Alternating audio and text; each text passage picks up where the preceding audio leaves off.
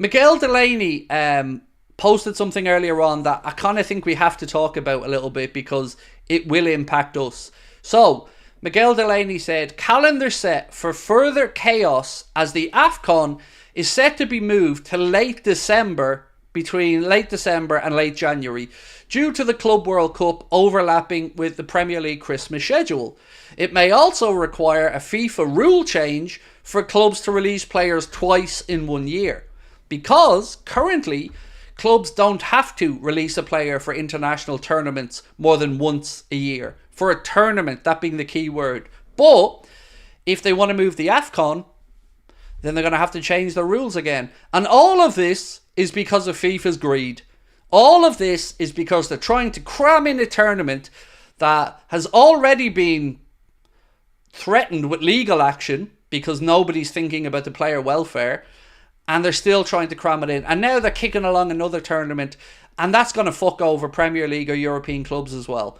Because if Mohamed Salah, as an example, was going to play, then we would lose Mohamed Salah for a Champions League game and the busy festive period, which is absolute poo-poo of the highest order. So, let's wait and see what happens. Neil Atkinson of the Anfield Rap was replying to somebody who said, does that mean a clash with the Champions League games? Neil said, reads as if they do. And then Miguel Delaney said, and there is a political play there as they don't want UEFA being too resistant to the Club World Cup. Greed. Now, if you're one of those people that think footballers get paid a lot of money and there's no amount of games that's too much, the argument that I'd push back for is to say what happens when these guys are overplayed is the quality of the product that we get to see deteriorates because we're not seeing the best versions of players.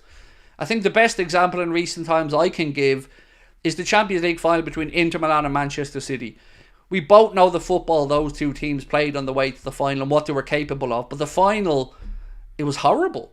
They were both exhausted, it wasn't a great spectacle, and that's what happens. Now we have another long season, players straight into an international tournament, then there's the Olympics, and now we're back again. Somebody needs to stand up for the player welfare because we'll all suffer. We won't get to see the best Mohamed Salah, Trent Alexander-Arnold, Cody Gakpo, whatever, because they'll be exhausted. So somebody needs to step up here and think of the player welfare. And it ain't going to be FIFA by the looks of it, because Gianni Infantino and the greed that's never ending seems to want more because he's jealous of UEFA. Because believe it or not, UEFA absolutely dwarf FIFA for revenue because they've got the most popular competition in the world, Champions League. They've got the biggest leagues in the world, in Europe. They've got the Euros every 4 years as well. And FIFA want money. They're all just greedy bastards. There's no other way to say it.